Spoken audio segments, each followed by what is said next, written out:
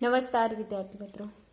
તો અત્યાર સુધી આપણે ચેપ્ટર 12 ની અંદર પરમાણુ ચેપ્ટર, જેની અંદર આપણે પરમાણુના વિવિધ મોડલ વિશેની ચર્ચા કરી। સૌપ્રથમ જે થોમ્સન, જેમને પ્લમ પુડિંગ મોડલ આપ્યું, એના પછી રુથરફોર્ડ, જેને પોતાના મોડલને પ્લેનેટરી મોડલ કીધું। પ્લેનેટરી મોડલ એટલા માટે કે એના વચ્ચેના ભાગમાં ન્યુક્લિયસ અને એની આસપાસ ઇલેક્ટ્રોન ગતિ કરે છે, જેમ સૂર્યની આસપાસ 9 ગ્રહો પરિભ્રમણ કરે છે, એટલા માટે એને પ્લેનેટરી મોડલ કીધું।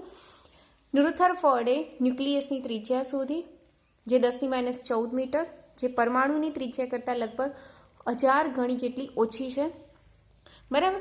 હવે એમાં પણ થોડીક નિષ્ફળતા મળી છે કે અમુક કારણોના લીધે એ સફળ થયું નથી। તો એ કારણોને સુધારવા માટે નીલ બોહર નામના વૈજ્ઞાનિકે પોતાનું પરમાણુ માટેનું એક મોડલ રજૂ કર્યું, જેને કહેવાય છે બોહર મોડલ। આ મોડલને રજૂ કરતાં પહેલાં એને 3 સ્વીકૃતિ આપી। એમાં પહેલી સ્વીકૃતિ, 3 સ્વીકૃતિ મેં અહીંયા જણાવી છે। એમાં પહેલી સ્વીકૃતિ કે ઇલેક્ટ્રોન કેટલીક સ્થાયી કક્ષામાં વિકિરણનું ઉત્સર્જન કર્યા વિના ભ્રમણ કરે છે। આ કક્ષાને સ્થાયી કક્ષા કહે છે, એટલે કે ઇલેક્ટ્રોન અમુક જે કક્ષામાં ગતિ કરે છે એમાં વિકિરણનું ઉત્સર્જન થતું નથી, એટલે કે પોતાનું પરિભ્રમણ ચાલુ જ રાખે છે સતત। એ કક્ષાને શું કહેવાય છે? સ્થાયી કક્ષા। બીજી સ્વીકૃતિ એ આપી કે ન્યુક્લિયસની આસપાસ પરિભ્રમણ કરતું ઇલેક્ટ્રોન એવી જ કક્ષામાં પરિભ્રમણ કરશે કે જેનું કોણીય વેગમાન h/2πના પૂર્ણ ગુણાંક સ્વરૂપે હોય। એટલે h/2πનું પૂર્ણ ગુણાંક એટલે nh/2π, જેને કહેવાય છે કોણીય વેગમાન। આ ખૂબ જ અગત્યનો અધિતર્ક છે, એનું સમીકરણ નંબર 1 કહી દઈએ। ત્રીજી સ્વીકૃતિ એને શું આપી કે જ્યારે ઇલેક્ટ્રોન ઉચ્ચ ઉર્જા ધરાવતી કક્ષા એટલે કે EI, અહીંયા જુઓ, ઉચ્ચ ઉર્જા ધરાવતી કક્ષા એટલે કે EIમાંથી નિમ્ન ઉર્જા ધરાવતી કક્ષા એટલે કે EFમાં જ્યારે સંક્રાંતિ કરે છે, એટલે કે આવે છે, ગતિ કરે છે, ત્યારે તેમાંથી ફોટોનનું ઉત્સર્જન થાય છે।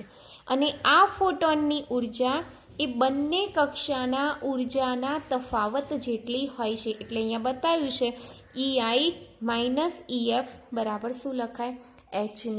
તો આ 3 સ્વીકૃતિ સૌપ્રથમ તમારે બોહર મોડેલમાં દર્શાવવાની રહેશે, બરાબર। એવું હોય તો તમે 3 સ્વીકૃતિ લખી શકો છો પહેલાં।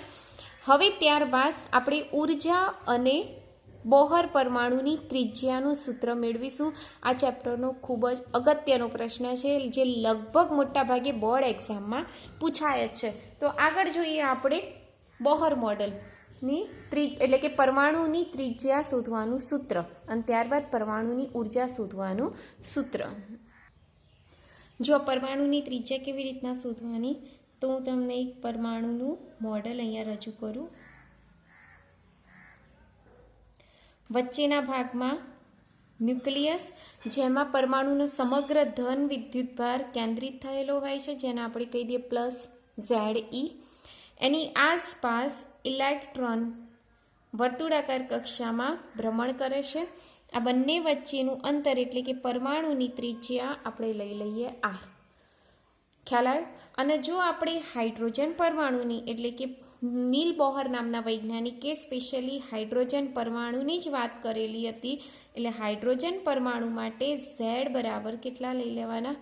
1 લઈ લેવાના।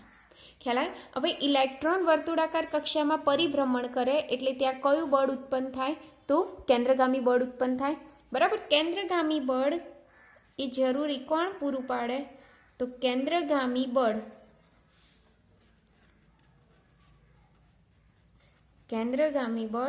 એ જરૂરી કુલંબીય બળ પૂરું પાડે છે, એટલે આ કુલંબીય બળ થઈ ગયું। ચલો, કેન્દ્રગામી બળનું સૂત્ર કયું? તો mv²/r, અને કુલંબીય બળ એટલે આ બંનેની વચ્ચે લાગે, એટલે કુલંબીય બળનું સૂત્ર છે kq1q2/r²। તો k એમના એમ, q1ની જગ્યાએ Ze, પણ Zની જગ્યાએ શું લઈ લેવાનું? 1, એટલે E થશે, અને અહીંયા બી E અને છેદમાં r²। બંને સાઈડથી r કેન્સલ, એટલે mv² બરાબર kની જગ્યાએ આપણે 1/4πε0 મૂકીએ, E² અને અપન શું થઈ જશે? r થઈ જશે, બરાબર। આના હાલ પૂરતું સમીકરણ નંબર 1 કહી દઈએ। હવે અહીંયાથી વીના સૂત્રનો કરતા બનાવીએ।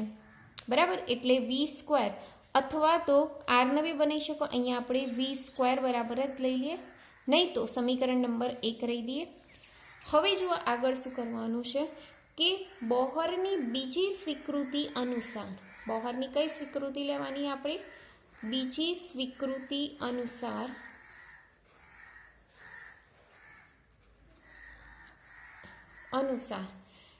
એલ બરાબર કયું સૂત્ર છે? NH/2π.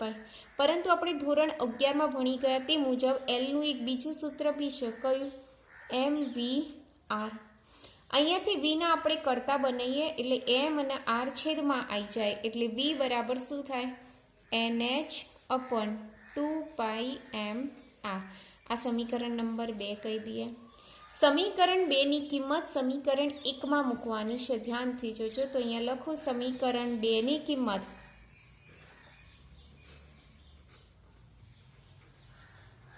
સમીકરણ 1 માં મૂકતા.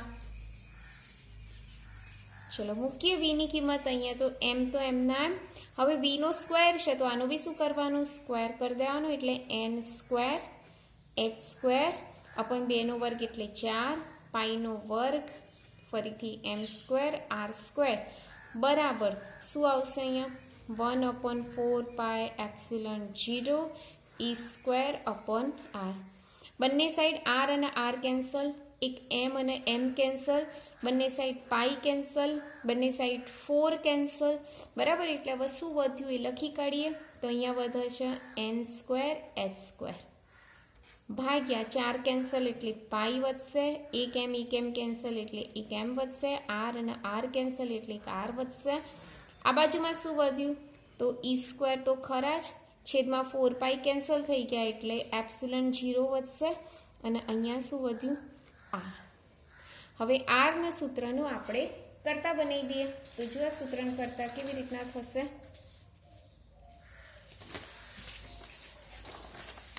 તો જુઓ સૂત્રનો કરતા કેવી રીતે? તો r ના કરતા બનાવીએ. r આ બાજુમાં જશે, પાઈ m, પણ અહીંયા તો r નહીં, r અહીંયા જ રહેશે કારણ કે r તો કેન્સલ થઈ ગયા. એક r આ બાજુમાં આવશે, એટલે ε0 આ બાજુમાં આવશે.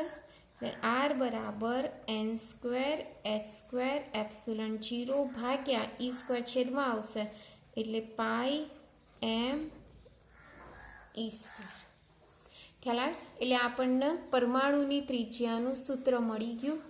આના ઉપરથી લખી શકાય કે r ચલે છે n², જ્યાં n ના આપણે કહીશું મુખ્ય ક્વોન્ટમ આંક, જ્યાં n બરાબર શું લખાય?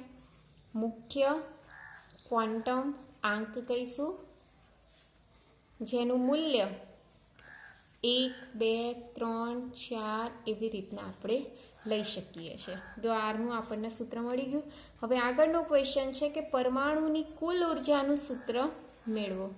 પરમાણુની કુલ ઉર્જાનું સૂત્ર મેળવો. ચલો, કુલ ઉર્જાનું સૂત્ર, કુલ ઉર્જા એટલે ગતિ ઉર્જા અને સ્થિતિ ઉર્જાનો સરવાળો થશે. તો સૌ પ્રથમ આપણે ગતિ ઉર્જા શોધી કાઢીએ. તો ગતિ ઉર્જા શોધવા માટે આપણને સમીકરણ 1 ની જરૂર પડશે. આ રહ્યું, બરાબર. એટલે એમ લખી શકાય કે પરમાણુ માટે જો તમારે નવેસરથી સ્ટાર્ટ કરવું હોય તો પહેલાથી કરવાનું કે કેન્દ્રગામી બળ બરાબર શું લખાય? ગુરુત્વાકર્ષણ બળ. ચલો, કેન્દ્રગામી બળ તો આપણને ખ્યાલ છે કયું? mv²/r. ગુરુત્વાકર્ષણ બળ આપણે લખીએ કે ની જગ્યાએ 1/4πε0 e²/r². r અને r કેન્સલ થશે એટલે આપણી પાસે શું રહેશે? જો અહીંયા mv², અહીં શું રહેશે? e²/4πε0r. બંને બાજુ 2 વડે ભાગતા, 2 વડે ભાગતા તો અહીંયા 1/2 mv², અહીંયા e²/8πε0r. 1/2 mv² કશું જ નહીં, પરંતુ આ શું છે? ગતિ ઉર્જા. એટલે ગતિ ઉર્જાનું સૂત્ર આપણને પ્રાપ્ત થઈ ગયું, સમીકરણ નંબર 1 કહી દઈએ. હવે પરમાણુની આસપાસ એટલે કે ન્યુક્લિયસની આસપાસ ઇલેક્ટ્રોન વર્તુળાકાર કક્ષામાં ગતિ કરે, આ પ્લસ ઈ આ માઇનસ ઈ, બરાબર, બંને વચ્ચેનું અંતર, તો આકૃતિ પરથી સ્થિતિ ઉર્જા આપણે લખી શકીએ છીએ. આકૃતિ પરથી સ્થિતિ ઉર્જા U બરાબર, એક તો ચિહ્ન આવશે માઇનસ, કેની જગ્યાએ આપણે લખીશું 1/4πε0 અને ઉપર E² આવી જશે એટલે E²/4πε0r. આ સ્થિતિ ઉર્જા મળી ગઈ આપણને, સમીકરણ નંબર 2. કુલ ઉર્જા શોધવી હોય તો બંનેનો શું કરી દેવાનો? સરવાળો. એટલે કુલ ઉર્જા બરાબર ગતિ ઉર્જા અને વત્તા સ્થિતિ ઉર્જા થશે. ચલો, ગતિ ઉર્જાનું સૂત્ર આપણી પાસે છે કયું? તો જો અહીંયા લખીએ, ગતિ ઉર્જા બરાબર, ગતિ ઉર્જાનું સૂત્ર આપણે લખીએ કયું છે? E²/8πε0r. સ્થિતિ ઉર્જાનું સૂત્ર E²/4πε0r. બંનેમાંથી કોમન નીકળશે E²/4πε0r. અંદર રહેશે 1/2 -1, તો E²/4πε0r 1/2 -1/2 એટલે -1/2 થશે, બરાબર. હવે એનું સાદું રૂપ આપીએ. ચલો, -12 લઈ લઈએ તો કુલ ઉર્જાનું સૂત્ર -E²/8πε0r. આ આપણને મળી ગઈ, શું મળ્યું? તો કુલ ઉર્જા મળી ગઈ, બરાબર. હવે અહીંયા આરની જગ્યાએ આપણે અગાઉ શોધેલી કિંમત મૂકી દઈએ. કઈ? તો આ કિંમત મૂકી દઈએ આરની. તો કિંમત મૂકીએ E બરાબર -E²/8πε0r. સોરી, આરની જગ્યાએ આપણે કિંમત મૂકીએ n²h²ε0/πme². તો હવે પાઈ અને પાઈ કેન્સલ, -E², mની સ્ક્વેર ઉપર આવશે એટલે eની 4 ઘાત થશે, m અહીં લખી કાઢીએ, ભાગ્યા અહીંયા શું વધ્યું? 8. પાઈ તો કેન્સલ થઈ ગયા, ε0 એટલે ε0નો વર્ગ, n²h². આ કુલ ઉર્જાનું આપણને સૂત્ર મળ્યું, બરાબર. તો આના ઉપરથી લખી શકાય કે E ચલે છે શું લખાય? 1/n². E ચલે છે શું લખાય? 1/n². પેલામાં આપણે શું લખતા હતા? r ચલે છે n². અહીંયા E ચલે છે શું લખાય? 1/n². એટલે પેલું સમપ્રમાણમાં છે અને આ કયા પ્રમાણમાં છે? તો વ્યસ્ત પ્રમાણમાં છે. બીજું એક ખાસ અગત્યનું જે દાખલામાં આપણને કામ લાગશે કે અહીંયા આપણે z બરાબર 1 લઈ લીધા હતા, કારણ કે આ પર્ટિક્યુલર કોની વાત કરી હતી? હાઇડ્રોજન માટે. જો આપણે છેક સુધી z બરાબર 1 ના લઈએ તો અહીંયા બી z આવશે, અહીંયા બી z આવશે, બરાબર. અહીંયા ઝેડનો વર્ગ થઈ જશે એટલે એની અંદર કિંમત મૂકતા આપણને ખ્યાલ આવે છે કે અહીંયા બી શું આવશે? z² આવશે. શું આવશે? z² આવશે. અને જો કિંમત ના લઈએ અહીંયા બી, તો અહીંયા બી કેટલા આવશે? z², બરાબર. એટલે અહીંયા આપણી પાસે થશે r ચલે છે n²/z², જ્યારે અહીંયા શું થશે? E ચલે છે z²/n². એટલે આ ખાસ ખાલી યાદ જ રાખવાનું છે, કારણ કે દાખલાની અંદર આપણને ક્યારેક જરૂર પડી જાય છે. હવે તમારે એક કામ કરવાનું. શું કામ કરવાનું છે? તો mની જગ્યાએ તમારે કિંમતો મૂકવાની. કઈ કઈ કિંમતો મૂકવાની છે? તો m બરાબર ઇલેક્ટ્રોનનું દળ 9.1 × 10⁻31 kg, બરાબર. એની જગ્યાએ એનો વિદ્યુતભાર 1.6 × 10⁻19 કુલમ. ઝેડની જગ્યાએ આપણે 1 મૂકી દેવાના. ε0ની જગ્યાએ 8.8 × 10⁻12 મૂકવાના અને hની જગ્યાએ 6.625 × 10⁻34 જૂલ ઇન્ટુ સેકન્ડ મૂકવાનું. બધી કિંમતો આની અંદર મૂકી દેવાની. એટલે E બરાબર કંઈક એવું મૂલ્ય મળશે. તમારી પાસે કેલ્ક્યુલેટર હોય તો જોઈએ, તો એ કિંમત આપણને કંઈક આવી મળે છે 2.18 × 10⁻18 જૂલ અને એન સ્ક્વેર તો એમના એમ જ. હવે આ જૂલનું ઈવીમાં ફેરવવાનું છે, એટલે આના ભાગ્યા 1.6 ગુણ્યા 10⁻19 કરો એટલે તમને મળશે 13.6 ઈવીમાં. ચિહ્ન તો માઇનસ જ રહેવાનું, કંઈ કંઈ માઇનસ છે એટલા માટે. એટલે આ ઈનું મૂલ્ય મળ્યું કેટલું? 13.6 ભાગ્યા એન સ્ક્વેર ઈવી. આ ખાસ યાદ રાખવાનું છે. હવે એનના આપણે કહીએ છીએ મુખ્ય ક્વોન્ટમ આંક. બરાબર, એનના આપણે શું કહીએ છીએ? મુખ્ય ક્વોન્ટમ આંક. તો અહીંયા જોઈ લઈએ છીએ. હવે એન બરાબર 1 મૂકો. આપણી પાસે 1 મિનિટ સૂત્ર અહીં ફરીથી લખી કાઢું. En બરાબર -13.6 ભાગ્યા એન સ્ક્વેર અને અહીંયા આવશે ઈવી. બરાબર, હવે એન બરાબર 1 મૂકો તો E1 બરાબર કેટલા મળશે? -13.6 ઈવી. પછી એન બરાબર 2 મૂકો તો અહીંયા E2 થઈ જશે. E2 મળશે તમને -3.4 ઈવી. ચલો એના પછી એન બરાબર 3 મૂકો તો E3 બરાબર મળશે -1.51 ઈવી.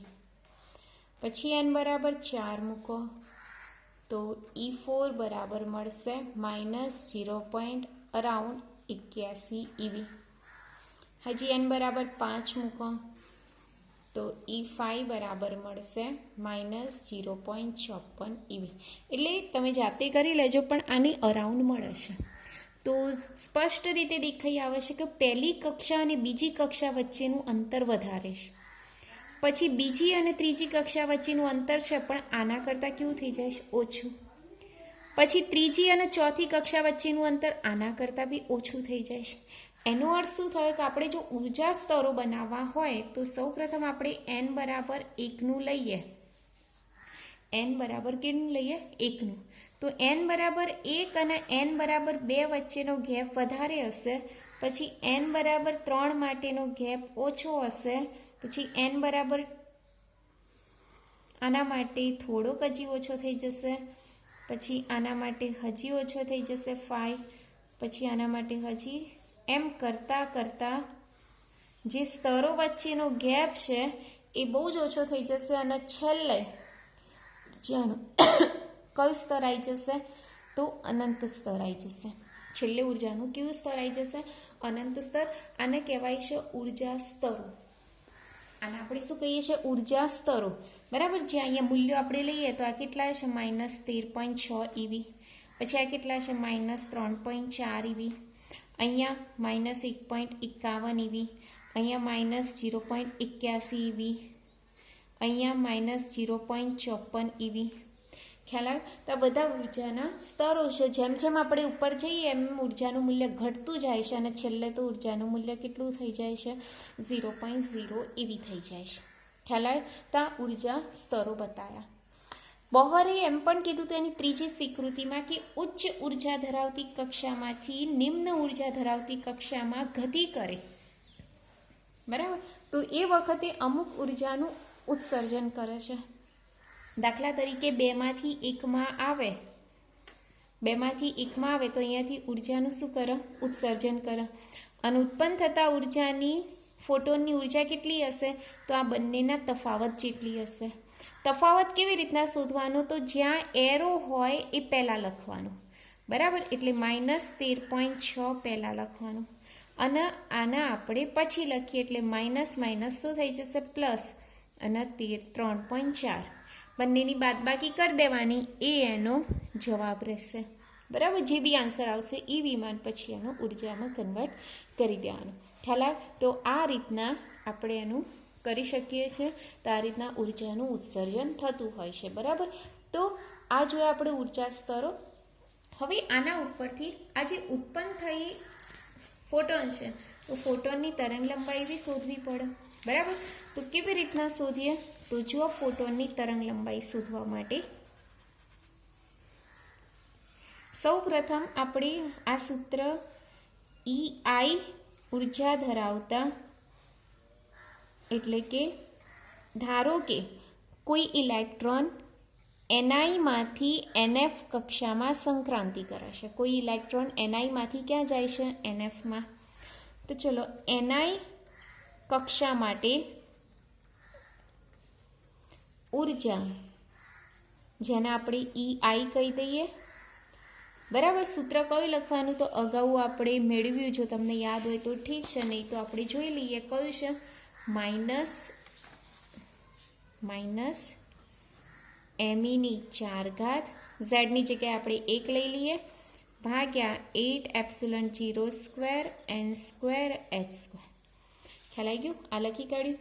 હવે EI છે તો અહીંયા આપણે શું લખવાનું? NI. એવી જ રીતના NF કક્ષા માટે ઉર્જા લખીએ, જેને આપણે કહી દઈએ EF. એનું સૂત્ર થશે -me⁴ ભાગ્યા 8ε0² nF² h². હવે આપણને ખ્યાલ છે કે ઉર્જા, ઉત્સર્જાતા ફોટોનની ઉર્જા અહીં લખીએ. ઉત્સર્જાતા ફોટોનની ઉર્જા,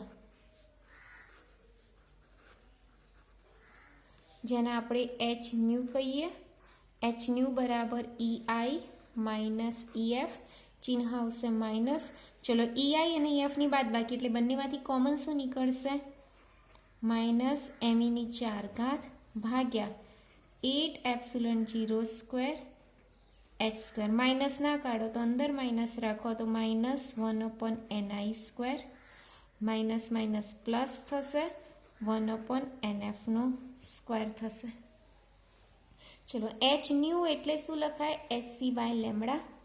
h અને c અહીંયા આવી જાય એટલે 1/λ બરાબર me⁴ ભાગ્યા 8ε0² h3, અને અહીંયા આવશે c. પ્લસ વાળું પદ પહેલા લખી કાઢીએ એટલે nf² માઇનસ 1/ni². આ જે પદ દેખાય છે કયું? me⁴ ભાગ્યા 8ε0² h3c. એમાં બધી કિંમતો તમે મૂકી દો. અગાઉ મેં કીધું એ પ્રમાણે એમાં એક્સ્ટ્રા છે c. ની કિંમત 3×10⁸. આટલી કિંમતો આની અંદર મૂકી દો અને સાદું રૂપ આપો તો તમને કંઈક જવાબ મળશે 1097370. બરાબર, 1097370 આવું કંઈક મળે છે. તો એનો એકમ રહેશે મીટર ઇન્વર્સ. 1 2 3 4 5 6 7 એટલે 1.09737 × 10⁷ મીટર ઇન્વર્સ. આ મૂલ્યની શોધ રીડબર્ગે કરેલી હતી. આથી આ જે પદ છે એને રીડબર્ગ અચળાંક R કહે છે. એને શું કહેવાય છે? રીડબર્ગ અચળાંક. એને કહીશું આપણે રીડબર્ગ અચળાંક કહીશું. બરાબર.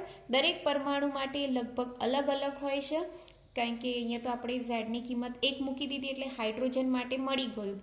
બરાબર. પણ જો બીજો કોઈ એટમ હોય તો એના માટેનું પરમાણુ દળ એટલે કે આનું મૂલ્ય બદલાઈ જાય છે. અત્યારે હાલ પૂરતું આને આપણે શું કહીએ છીએ? R રીડબર્ગ અચળાંક, જેનો એકમ કયો રહેશે? Metre inverse. તો આ પદની જગ્યાએ આપણે શું લખી દઈએ? R. એટલે 1/λ તરંગ લંબાઈનું આપણને સૂત્ર શું મળી જશે? 1/λ બરાબર R કૌંસમાં 1/nf² માઇનસ 1/ni². તો આ રીતના ઉત્સર્જાતા ફોટોનની તરંગ લંબાઈ આપણને પ્રાપ્ત થઈ શકે છે. જો આપણે આ ફોટોનની તરંગ લંબાઈ આપણે મેળવી શકી હોય તો દાખલા તરીકે આપણી પાસે આ વિવિધ સ્તરોના ઉર્જા છે. બરાબર.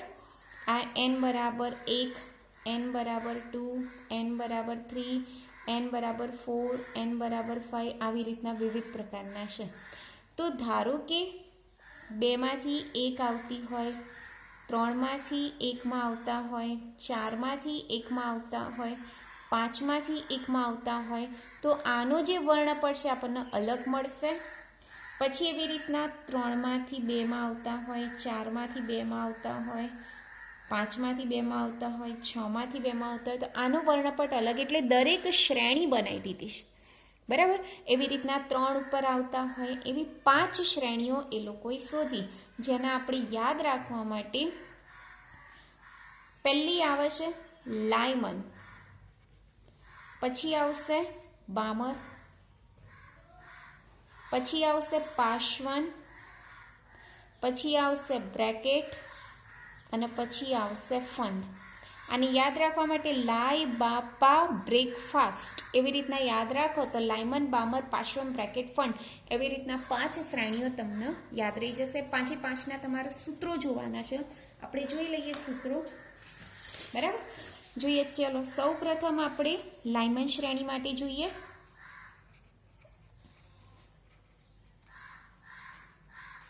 ચલો લાયમન શ્રેણી માટે 1/લેમ્બડા બરાબર આર તો ખરા જ.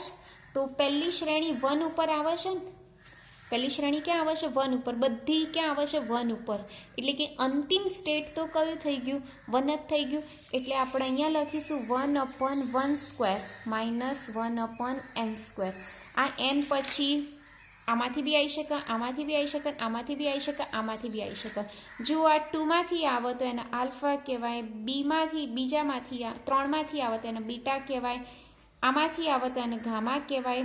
પ્રથમ રેખા, દ્વિતીય રેખા, તૃતીય રેખા, ચતુર્થ રેખા, પાંચમી રેખા એવી રીતના આપણે કહી શકીએ.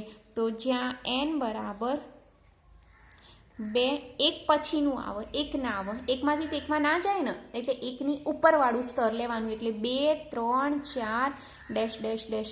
આને પ્રથમ રેખા કહેવાય, દ્વિતીય રેખા કહેવાય, ચતુર્થ રેખા કહેવાય, એવી રીતના કહેવાય. બરાબર. એના પછી આવશે બામર શ્રેણી.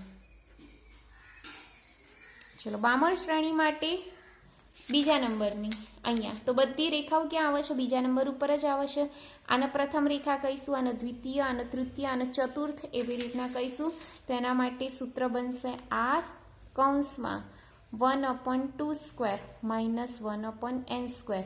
જ્યાં n બરાબર 2 થી ઉપરવાળું લેવાનું. એટલે 3, 4, 5 ડેશ ડેશ ડેશ. ચલો લાય બા પા એટલે પછી શું આવશે? પાશ્વન શ્રેણી આવશે.